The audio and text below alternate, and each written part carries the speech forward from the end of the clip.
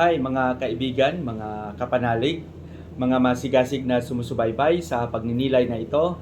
Mapagpalang araw ng Miyerkules sa inyong lahat. Nasa ika-20 araw na tayo sa buwan ng Disyembre.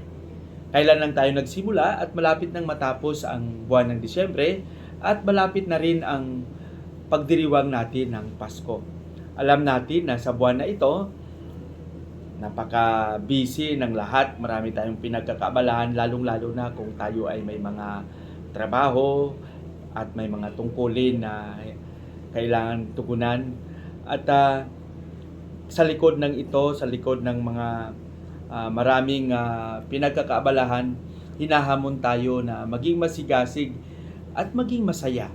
Lalong-lalo na kahit sa buwan lang ng Disyembre. Maraming mga dahilan upang tayo ay magsaya dahil ang buwan ng Disyembre ay isang buwan ng Advento. Kung titingnan natin, gaya ng sinabi at katuruan ng simbahan, ang pag-aalala natin sa pagdiriwang sa buwan ng Advento ay yung paghahanda sa nalalapit na kapanganakan ng ating Panginoong Hesus, ating tagapagligtas, at yung pangalawa, yung paghahanda sa pangalawang pagbalik ng ating Panginoong Hesus, the second coming. Bagaman, kung ano man ang pinakalayunin ng pagdiriwang na ito sa buwan ng Advento, alam ko lahat tayo ay naghahanda. Sana sa paghahanda, hindi lang tayo ma-focus sa physical na paghahanda, kundi yung paghahanda din ng ating sarili upang sa gayon ay magkaroon tayo ng kagalakan sa ating puso at isipan. Sa araw na ito mga kaibigan, ang ating pagbasa ay ibabahagi sa atin ni San Lucas, Kapitulo 1, versikulo 26 hanggang 38. Dito, napapansin natin na isinilaysay ng ating Ibanghilista ang pagdalaw ng Anghel Gabriel sa isang babae na pinili ng Diyos na maging ina ng kanyang nag-iisang anak na ating tagapagligtas, at ang babaeng ito ay walang iba kung hindi si Maria. Si Maria, ay isang tao rin gaya natin, punong-puno ng pagkukulang, ngunit sa espesyal na paraan siya ay pinili upang maging karapat-dapat na maging ina ng ating Panginoong Hesus.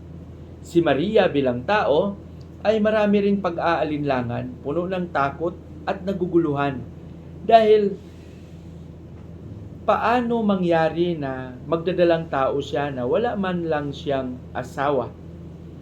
Dahil doon, sinabi sa kanya ng anghel na huwag kang matakot, Maria. Ikaw ay napuspos ng Espiritu Santo at lilimliman ka, at yan ang dahilan ng iyong pagdadalang tao. Si Maria sa kanyang kakulangan, sa kanyang kahinaan, nagbigay ng kanyang buong pagtitiwala sa Diyos hanggang sa kahuli-hulihan ng kanyang pagninilay.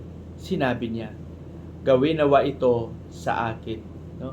Let your will be done. Fiat voluntas tua. Ang salitang yan ay nagpapahiwatig ng malaking pagtitiwala sa Panginoon.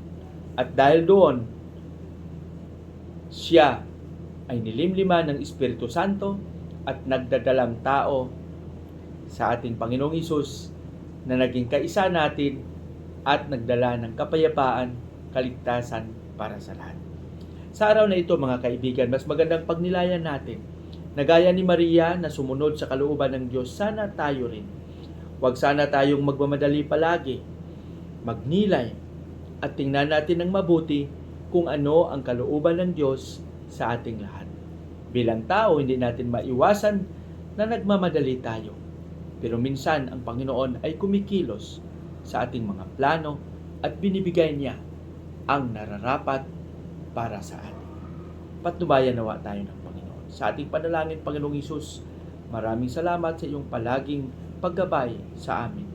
Turuan mo kaming maging tapat palagi at mag-alay ng aming sarili ng may buong paniniwala at pananalig sa iyo, gaya ng aming inang Maria. Hinihiling namin ito sa pangalan ni Hesus na aming Panginoon.